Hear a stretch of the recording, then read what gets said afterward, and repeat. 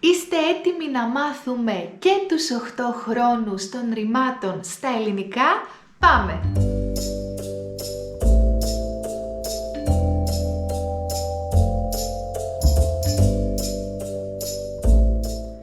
Γεια σας αγαπημένοι μου! Στο σημερινό μάθημα θα μάθουμε και τους 8 χρόνους στα ελληνικά χρησιμοποιώντας μόνο ένα ρήμα. Το ρήμα δουλεύω.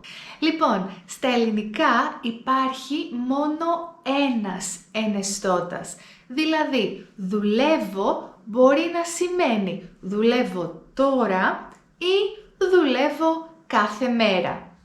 Για να φτιάξουμε τον εξακολουθητικό μέλλοντα, το μόνο που χρειαζόμαστε είναι αυτό το θα πριν από τον ενεστώτα. Θα δουλεύω. Για παράδειγμα, αύριο θα δουλεύω όλη μέρα.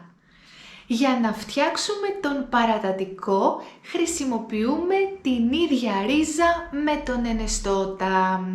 Άρα, ο παρατατικός θα είναι δούλευα. Γενικά, ο παρατατικός δείχνει κάτι που συνηθίζαμε να κάνουμε στο παρελθόν, αλλά και κάτι που κάναμε στο παρελθόν για πολλή ώρα. Για παράδειγμα, η Σοφία δούλευε στο κομμωτήριο μέχρι το 2010. Χτες δούλευα όλη μέρα. Όλα τα ελληνικά ρήματα έχουν δύο θέματα, δύο ρίζες. Μία για τον ενεστώτα, τον παρατατικό και τον εξακολουθητικό μέλλοντα και μία δεύτερη για τους υπόλοιπους χρόνους. Λοιπόν, οι ρίζες αυτές είναι δούλευ και δούλεψ. Βέβαια, το ρήμα δουλεύω είναι ομαλό και σαν αυτό κλείνονται όλα τα ρήματα που τελειώνουν σε εύω. Για να φτιάξουμε λοιπόν τον απλό μέλλοντα, θα χρησιμοποιήσουμε το δεύτερο θέμα. Θα δουλέψω, θα δουλέψω. Για παράδειγμα, αυτό το Σαββατοκύριακο δεν θα δουλέψω. Και για τον αόριστο επίσης χρησιμοποιούμε το ίδιο θέμα. Οπότε ο αόριστος θα είναι δούλεψα. Το περασμένο Σαββατοκύριακο δούλεψα. Μάλιστα, και τώρα μας μένουν οι δύο τελευταίοι χρόνοι.